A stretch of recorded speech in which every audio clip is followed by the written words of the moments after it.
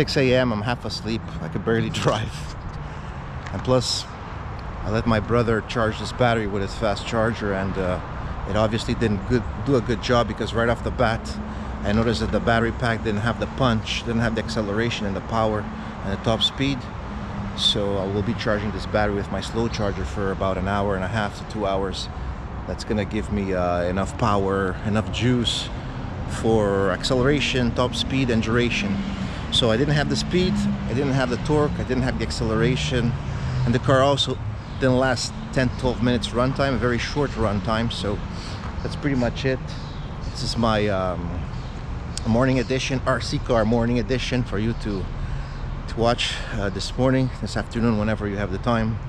And this is JB's epic world of fun. So it's all about RC cars, RC planes, and real cars as well.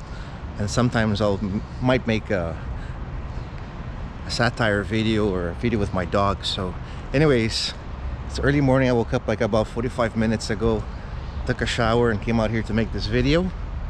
And I'm starving and I'm still half asleep. I was driving terribly and the battery didn't have enough power. So anyways, I hope that this video gave you a better shot of the Latrax rally car running. And that's pretty much it for today.